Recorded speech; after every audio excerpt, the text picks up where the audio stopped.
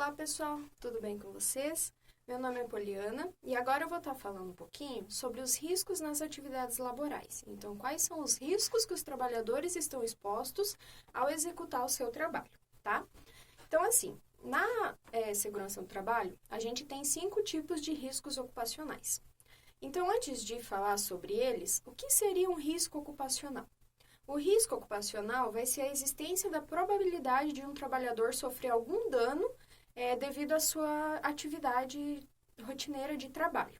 Então, assim, não é que ele vai sofrer um dano, é o risco de sofrer. Então, talvez ele vá sofrer ter alguma consequência devido ao seu trabalho. Então, são esses riscos que a segurança ela busca trabalhar, busca controlar, busca para proteger o trabalhador. Esses riscos, eles vão variar pela natureza, que eu já vou falar sobre as naturezas, né? Pela intensidade, então, quão forte é. Por exemplo, o calor. Esse trabalhador, ele está exposto ao calor do sol ou está exposto ao calor em um forno, por exemplo, que o calor de um forno é muito maior. Então, varia a intensidade e aí varia o grau do risco. Pelo tempo de exposição, então esse trabalhador, ele trabalha 10 minutos por dia em um lugar que tem muito ruído, ou ele trabalha às 8 horas do dia em um lugar com muito ruído, então também varia. E também varia de acordo com as características biológicas de cada pessoa, porque cada pessoa tem, as suas características pessoais. Então, por exemplo, às vezes tem uma mudança de temperatura, algumas pessoas já pegam um resfriado, outras nem sentem essa mudança, não sentem nenhuma diferença na sua saúde. Então, é aí que vai variar também o risco, tá? Então, os trabalhadores também, às vezes eles estão expostos ao mesmo risco, na mesma intensidade, da mesma natureza, mas talvez o corpo de cada trabalhador responda de maneira diferente. E assim, a segurança no trabalho, ela divide os riscos ocupacionais em 5 tipos e para cada tipo foi determinada uma cor, que com essas cores é feito um mapa de riscos que eu vou falar lá no final da aula. Então, assim, risco físico, verde, risco químico, vermelho, risco biológico, marrom, risco ergonômico, amarelo e risco de acidentes, azul, tá bom? O primeiro tipo de risco que a gente tem são os riscos físicos, que eles são gerados pelas máquinas e pelas condições físicas do ambiente do trabalho. Então, é aquele risco gerado pelo que sai da máquina. Então, por exemplo, a máquina ela emite calor, ela emite ruído, ela emite vibração, então isso é risco físico, tá? Os principais exemplos de risco físico, ruído, vibração, radiação ionizante e não ionizante. A radiação ionizante é aquela que é bem perigosa, que é muito, se fala muito dela quando a gente tem acidentes nucleares e tal. E ela é perigosa porque ela é capaz de quebrar as ligações nos nossos átomos. Então, ela pode causar câncer, enfim. E a radiação não ionizante seria, por exemplo, a radiação do Sol, tá? Que é a mais fácil para a gente entender. Mas os dois tipos de radiação, eles se encaixam nos riscos físicos, tá bom? A gente tem temperaturas extremas, então tanto para o calor quanto para o frio, e também pressões anormais. Pressões anormais é difícil ter uma profissão relacionada a esse risco. A principal seria de mergulhadores, tá? Então, o risco físico é aquele causado pelo ambiente de trabalho e pelas máquinas, tá? É o que sai da máquina. Aí a gente tem o risco químico.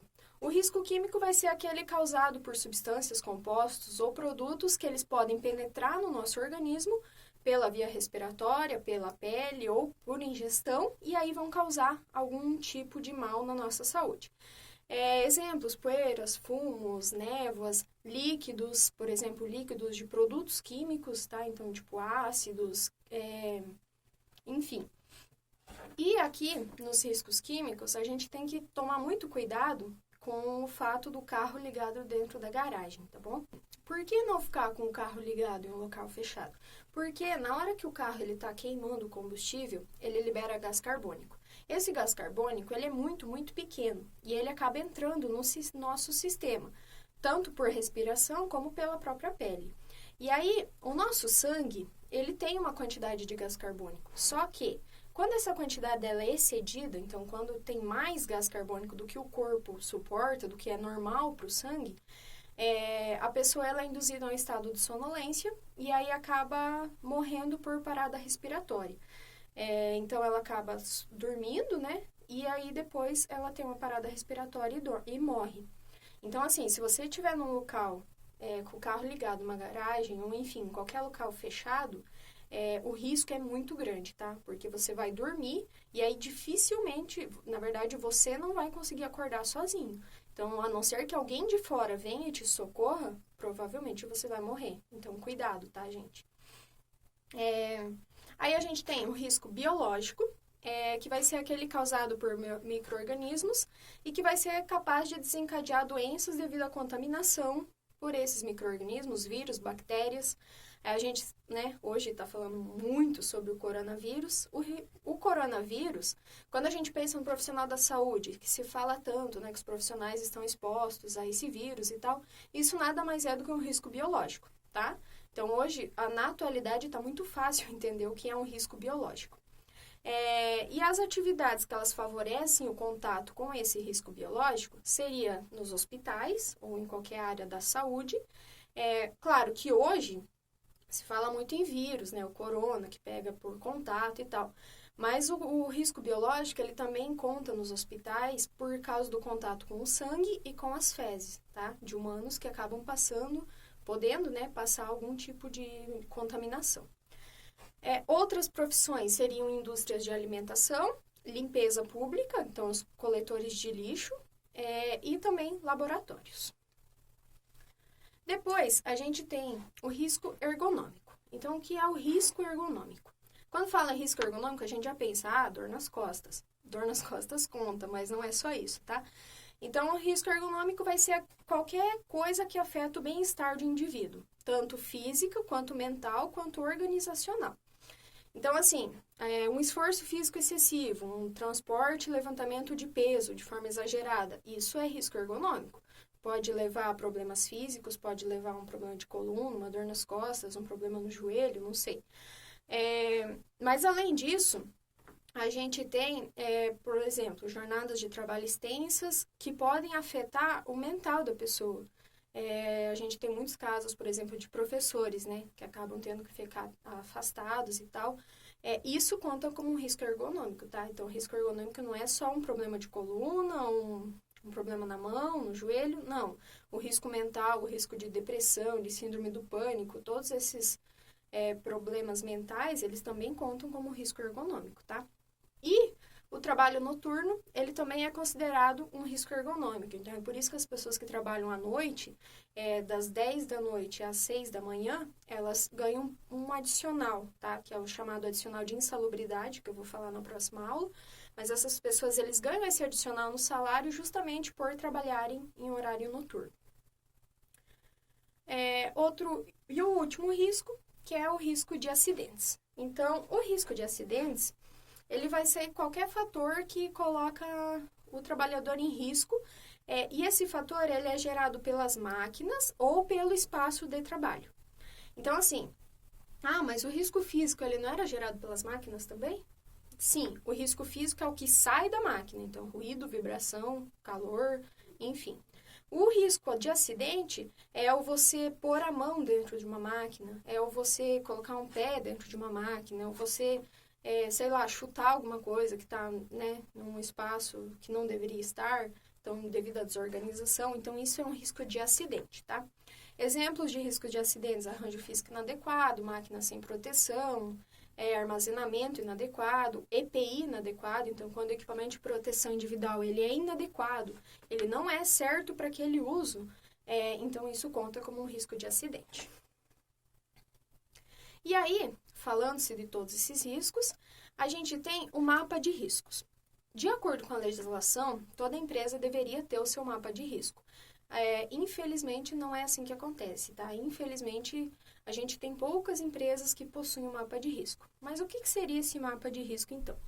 Ele é uma representação que vai mostrar todos os riscos que tem naquele local, ou pelo menos, né, a maior quantidade deles. Então, assim, para você fazer um mapa de risco, primeiro você precisa ter um layout do seu local de trabalho, que é aquela planta baixa, assim, com os quadradinhos. Então, você precisa ter aquilo. E aí, assim, o pessoal da segurança que vai ser responsável por fazer esse mapa de risco.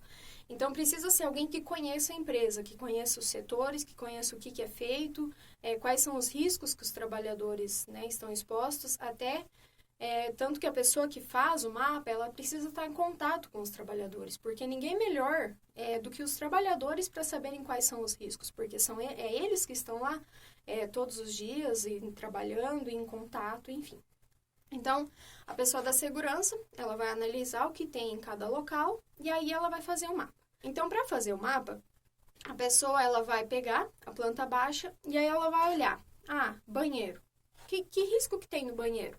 Risco de contaminação por vírus, por bactérias. Então, a pessoa ela vai colocar uma bolinha e vai pintar de acordo com aquele risco.